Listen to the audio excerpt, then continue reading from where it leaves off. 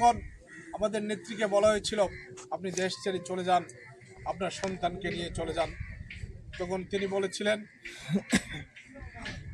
পুরো দেশ আমার সন্তান, এই বাংলাদেশ, সমগ্র বাংলাদেশের সবাই হলো আমার সন্তান, জাতীয়তাবাদী ছেলেরা হলো আমার সন্তান।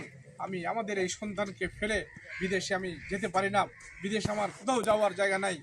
আমি আমার দুই সন্তানকে আল্লাহর হাতে সঁপে দিয়েছিলাম। পরবর্তীতে ১/১১ ষড়যন্ত্রের সরকারে যখন সূক্ষ্ম কারচুপির ভিতর মাধ্যমে ২০০৯ সালে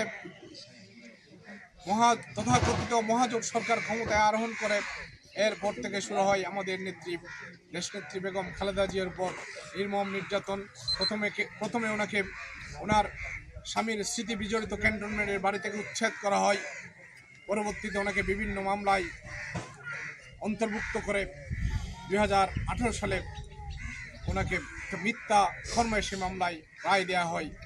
এর মধ্যে বহুবার ওনাকে আপোষ করার জন্য প্রস্তাব দেওয়া হয়েছিল, উনি কখনো প্রস্তাবে আপোষহীন মনোভাব কখনো দেখাননি, তিনি কখনো ফ্যাসিস্ট হাসিনার সাথে আপোষ করেননি।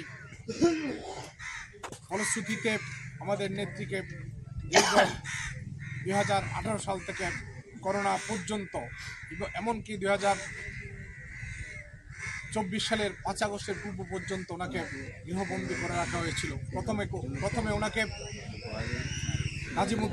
নাজিমুদ্দিন রোডের পরিত্যক্ত কারাগারের এমন একটা কক্ষে রাখা হয়েছিল যেখানে ইঁদুর বিড়ালরা সবসময় খেলা করত, যেখানে কোনো স্বাস্থ্যকর পরিবেশ ছিল না।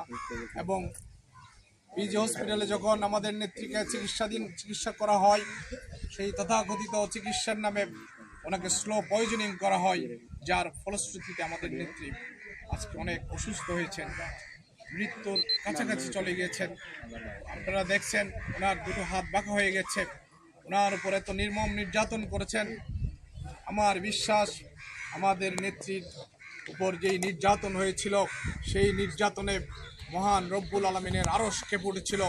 তার এই ফলশ্রুতিতে 2024-এর 5 আগস্ট ফ্যাসিস্ট হাসিনা পালাতে বাধ্য হয়েছিলেন। আজ আমাদের নেত্রীকে এত নির্যাতন করা হয়েছিল, এত বেশি নির্মমভাবে ওনাকে মানসিক শারীরিকভাবে নির্যাতন করা হয়েছিল, যেই কারণে উনি আর সুস্থ হয়ে আমাদের পাশে দাঁড়াতে পারছেন না।